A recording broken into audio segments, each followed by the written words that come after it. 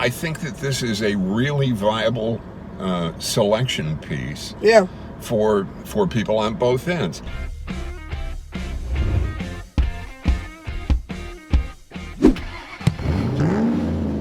Welcome to Car Coach Reports and His Turn, Her Turn.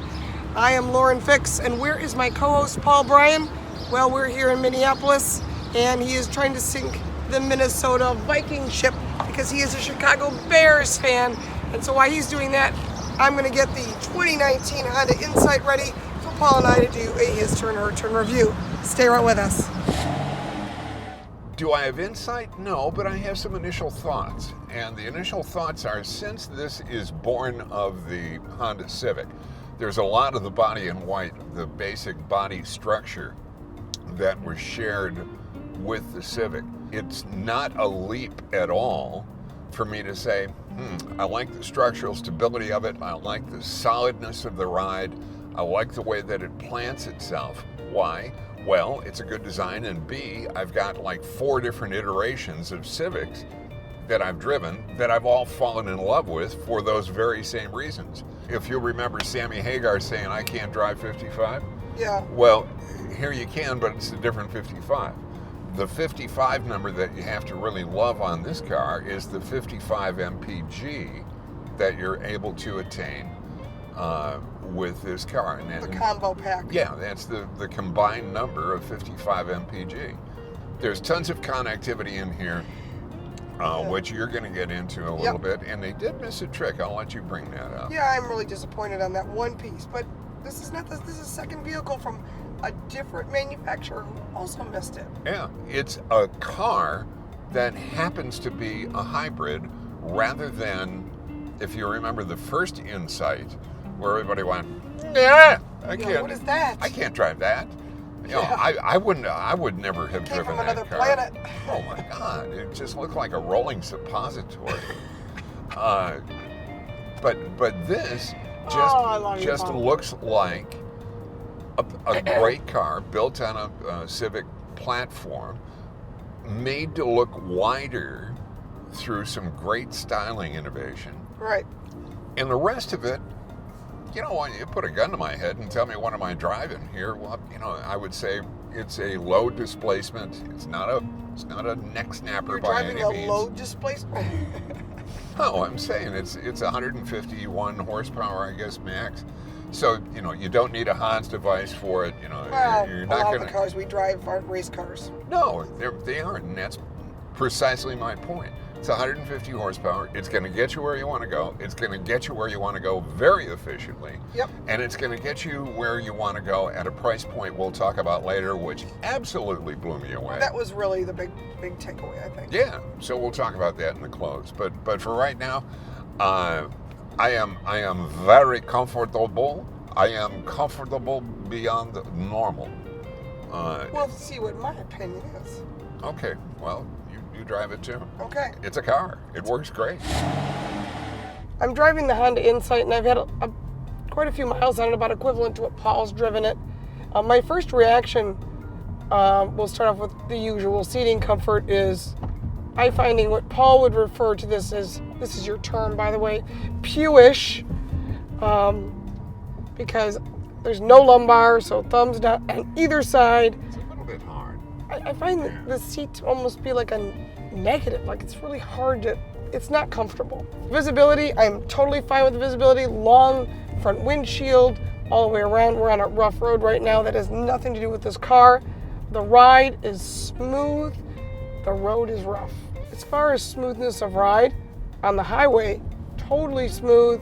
On the roads we're driving on here in Minnesota, well, they went through a rough winter, so they're still being patched and repaired. Every winter in Minnesota is rough.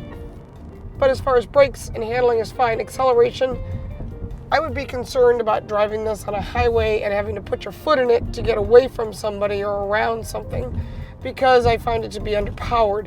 Now, yes, this is a very fuel-efficient vehicle, 55 miles to the gallon, and if you are looking for fuel efficiency, this car has everything safety-wise. Love the Honda Lane Watch, nice 8-inch screen, everything you would need, navigation that works. I mean, you can put your apps in here, easy to use, tons of storage in the doors, in the center console, cup holders, All that stuff's great. Now you should note, like Paul said, this is a hybrid, so it's a plug-in hybrid and gas. So you could run it on gas and you could run it on plug-in. The vehicle itself, all the gauges in front of you are easy to use, easy to read, very calming green in the eco mode. You move to the sport mode, gets a little bit of red highlights, and if you go to the total EV mode, it goes back to green. Overall, I'm not disappointed. It's a Honda product. I like the beefy wheel too. Yeah. I meant to mention that and I forgot. And all the controls are right here in front of you. Absolutely works as it should. Tons of power outlets. I like that. Storage is, like I said, everywhere. A very easy to use car. This is not a performance vehicle. No, it is not. It's not. But when you say a performance vehicle, we should specify it's not a high performance vehicle, but it is an efficiently performing vehicle. Absolutely, without question. And that, I think, is the key to it. Where do you think a car like this would start? I was thinking it was going to be at least 3,000 more than the number that they showed us this morning. And I was surprised. 22.8 for an opener on the Gen 3 Honda Insight. Right, and the Touring, which we're driving, is at 28. Right. So, but remember, there's incentives. That's the big thing. I think that this is a really viable selection piece. Yeah. For people on both ends. Here's my negatives. I think wireless charging. I know you agree with me there. I do, and they say though that they're going to come up with an option. Now there is a USB. There are two USBs in the center console, and also a 12 volt. And if they come up with an accessory that fits in there, then that may be able to get either soft-wired or hardwired, but it should have been there from the get-go. Right, seats to me are completely uncomfortable and needs a little bit more power on the upper end when you're passing on a highway. You know, sometimes trucks come in on you and you want to be able to get away. The ride is comfortable, the brakes are good. And on top of that, the interior materials are really top-notch. Yep, nice stitching. You know, you're not giving anything up. Right, I think that was the whole idea. With anything that was here. So find us on all forms of social media. You know how to find us down there. All the list. Comments, please. Whole list. Comments. If you're thinking about a hybrid, a plug-in hybrid, maybe there's some incentives. You got a good deal. Maybe you own something else, one of the competitors listed below. I'd love to get your feedback. Yeah, sure. We do reply.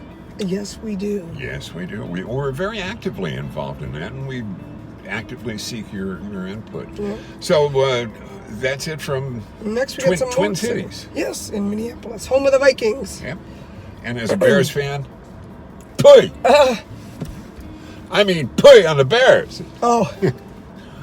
So anyway, from Minneapolis, St. Paul, I want to thank them as well for naming the city after me.